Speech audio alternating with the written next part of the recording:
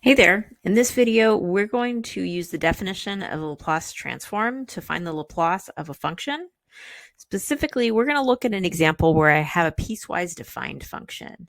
And I'm going to see how do I handle that when I'm using the Laplace, because it does work for these. So here I have the function f of t, where f of t equals t when t is between 0 and 1, not including 1. And f of t is equal to 1 when t is greater than or equal to 1. Okay, so if I want to find the Laplace of this function, I'm going to have to break it up into pieces based on these two conditional statements that I have. So the first one will be for that finite interval from 0 to 1. So I'm going to do the integral from 0 to 1, pulling from that conditional statement. And then for my Laplace, I take the function value, which is t, times e to the negative st. So I get the integral from 0 to 1 of t e to the negative st dt. And then I'm going to add to that the Laplace for the second conditional statement, where I have 1 for t is greater than or equal to infinity. So this one will start where the last one left off at 1 and go to infinity, since that's what that interval approaches. And then this is just going to be 1 times e to the negative st dt. Okay, so that's how I'm going to deal with this. And from here on, it's just a matter of evaluating all this. The first one's pretty straightforward. It's just going to be a proper integral, proper definite integral. And the second one is an improper integral. So this is the one I have to deal with that infinity in the limits of integration. So I'm going to leave the first integral alone for a second and just rewrite this and deal with that infinity. So that's going to be that first integral plus the limit. And I'm going to replace the infinity with b and then take the limit as b approaches infinity. So I have the limit as b approaches infinity from 1 to infinity of e to the negative st dt. Oh. Okay. So now I got to kind of deal with both of these separately. The first one, t e to the negative st, that is going to be integration by parts that I'll use to evaluate that. So I'm going to go ahead and set up a table and use the tabular method for the integration by parts. But you can absolutely just use the more traditional method if you really don't like the tabular method. So I'm going to choose u to be t and dv to be e to the negative st. And the way the tabular method works is I take the derivative of the first column until I get 0, and then I'm going to integrate the second column the same number of times. So the derivative of t is 1, derivative of 1 is 0. So I've got 3 rows. I'll fill out the second column now. The integral of e to the negative st is going to be negative 1 over s e to the negative st. Okay, I'm just doing a quick u substitution to make that happen. And then I get another negative 1 over s for the next integral. So that becomes positive 1 over s squared e to the negative st. And then I put all this together by multiplying the diagonals and alternating the signs, starting with a plus and then a minus.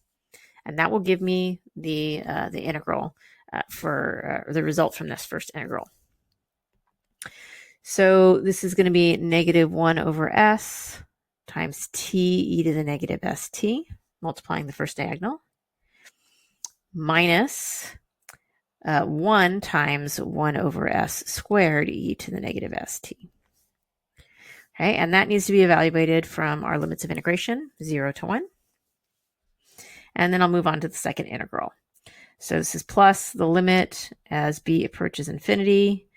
And the integral of e to the negative st, as we already have seen, is negative 1 over s e to the negative st. And we're evaluating this from 0 to b.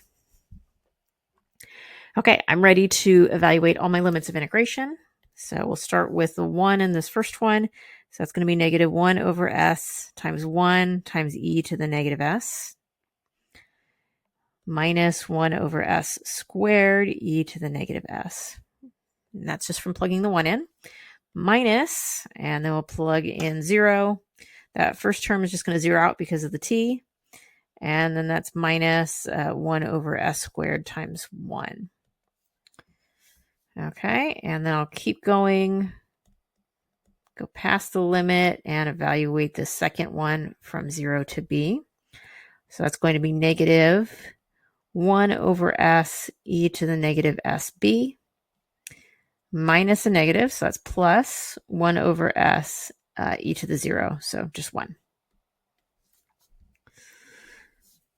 Okay, so if I clean up this first one, I'm going to have negative 1 over s e to the negative s minus 1 over s squared e to the negative s plus 1 over s squared.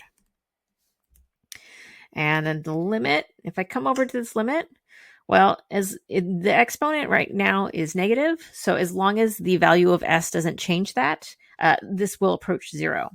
So I'm going to say this term approaches 0 when s is positive, right? Because since the term is already negative, it just needs to stay negative to approach 0. And so that term disappears, and I get for the limit just 1 over s.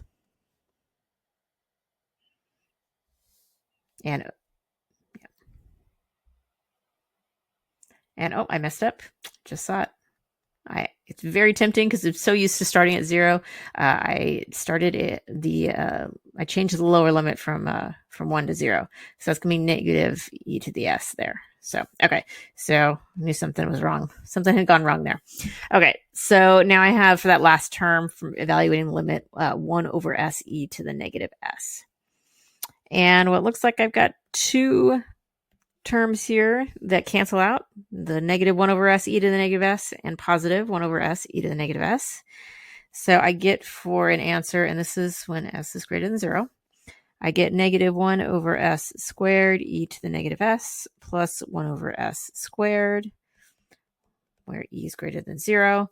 And if you wanted to clean this up, you could factor out the 1 over s squared, and I'll flip the order so the negative is second. So it's going to be 1 over s squared times the quantity 1 minus e to the negative s when s is greater than 0.